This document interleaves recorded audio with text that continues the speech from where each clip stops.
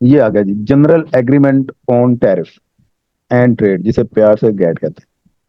अच्छा जी, general agreement on tariff and trade, ये नाम से कुछ ना कुछ आपको इसका आइडिया हो रहा होगा कि टैरिफ एंड ट्रेड की पॉलिसीज बनाना इसका मकसद है। इसके कुछ एग्रीमेंट हैं जिसकी बिना पे ये जो ऑर्गेनाइजेशन है वो काम करती है। इसको शुरू से मैं रीड कर रहा हूँ। The general agreement on tariff and trade was an international organisation, जिस तरह ओपेक है, क्रिएटेड इन 1947, एंड इसका हेडक्वार्टर जिनीवा स्विट्जरलैंड में है, devoted to the promotion of free trade through multilateral trade negotiation. Multilateral trade, एक बाइलेटरल होती है, एक मल्टीलेटरल। बाइलेटरल दो कंपनियों के दरमियान एग्रीमेंट होता है, लेकिन ये गैट जो सी है ये दो कंपनियों को तो डील नहीं ना करती, दो ममालिक को, इसमें तो बेशुमार ममालिक आते हैं, इसलिए ये मल्टीलेटरल ट्रेड निगोशिएशन है।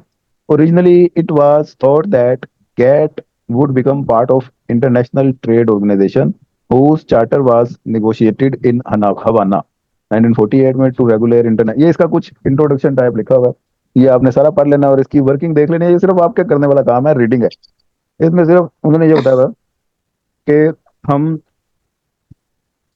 जितना पॉसिबल हो सकता है ट्रेड को प्रमोट करें, इंटरनेशनल ट्रेड को वर्ल्ड वाइड प्रमोट करें, जिसमें लोगों को ये जो इम्पोर्ट एक्सपोर्ट पे टैरिफ लगते हैं वो टैरिफ में रिलीफ दिलवाया जा सके, सब्सिडीज वो ज्यादा से ज्यादा दिलवाई जा सके, ट्रेड इजी करना बेसिकली इनका मकसद है, जिसकी वजह से वर्ल्ड की वेलफेयर में इजाफा हो। अब ये बीच में इसकी कुछ हिस्ट्री लिखी हुई है। 1993 में इसके 123 नेशंस वो उसके ममालिक थे। उसके बाद ये ज्यादा हो गए, कम हो गए, 90% वर्ल्ड ट्रेड वो इसके अंडर आ गई। और फिर 1947 में और 65 में, कई थोड़े से वर्किंग ये आपने पढ़ लेना। इतना सा काम है जी। आगे 1962 का ये सारा काम काट दें, सिर्फ आपने गैट का यही काम करना है। ये चैप्टर आपका हाँ फिनिश जी। हो गया, नहीं। मुबारक हो। ये चैप्टर नंबर 9 भी आपका फिनिश है। चैप्टर नंबर 10 में हमने कोई छोटे छोटे दो टॉपिक करने हैं, ये 10 भी हमारा फिनिश हो जाएगा। और फिर आगे इसी तरह 11 12 हमने काट देना है, 13 में एक आधी चीज करनी है, 14 में एक आधी चीज करनी है। अच्छा जी, ये फिर काम फिर रख हमारा लेते हैं। कंप्लीट हो जाएगा। फिर हम इसकी स्टार्ट करेंगे रिवीजन, और वो तमाम लोग जिन्होंने दरमियान से कहीं से ज्वाइन किया था उनके फिर मसले हल होंगे।